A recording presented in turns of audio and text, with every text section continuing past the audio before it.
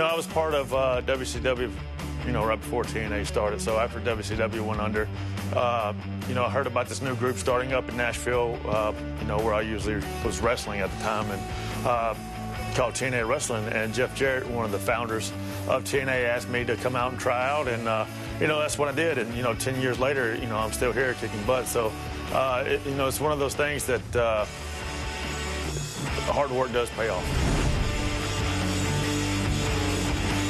Because they're loyal to me, it's one of those 50-50 deals. I've been here since day one, and they know that when they send me out to perform, they get my absolute best because I give it my all. And so, I'm loyal to them, and in retrospect, they're very loyal to me. It's just, when I was real young, I always watched cowboy movies with my grandmother and all this. And, when I fall down, I wouldn't cry, or if I scraped my knee or my elbow or something like that. And my grandmother just always called me cowboy just because, they were supposed to be tough guys. And, I was a tough little kid growing up.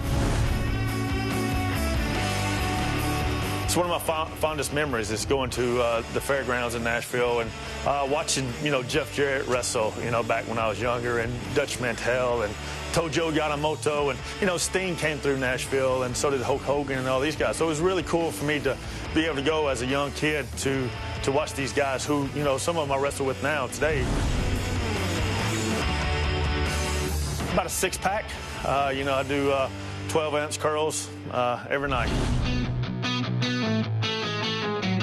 I don't think I really chose it. I think it kind of worked itself out and chose me because it was actually a promo that I cut on LAX one night in the ring. And if you go back and you look at the promo and you listen to the song, the words are exactly the same. So it's one of those things, that song is me.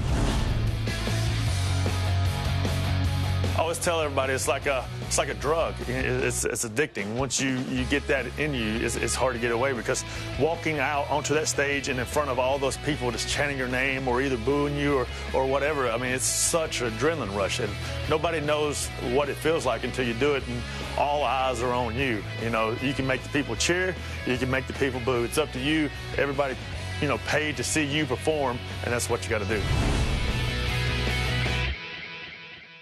The Last Call Super Kick, it's no secret I was a big fan of Shawn Michaels and Bret Hart growing up. So, actually, everybody thinks I just got it, the Super Kick from Shawn Michaels, but I actually was doing it because I watched the Rockers. When the Rockers, with Marty Jannetty and Shawn Michaels, they used to use it as a double-team finisher.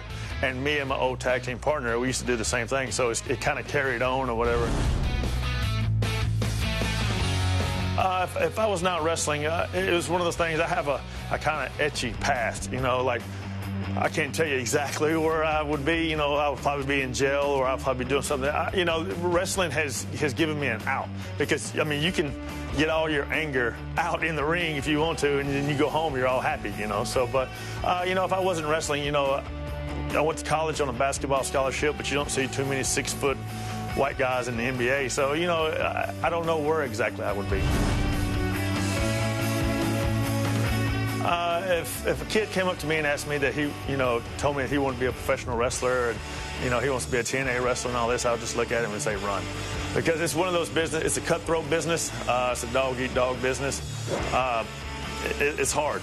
You're on the road 250 days a year. You're away from your family. You're away from, your loved ones. And a lot of times it's just you by yourself on the road. A lot of lonely nights in the hotel, So, it's really a rough life.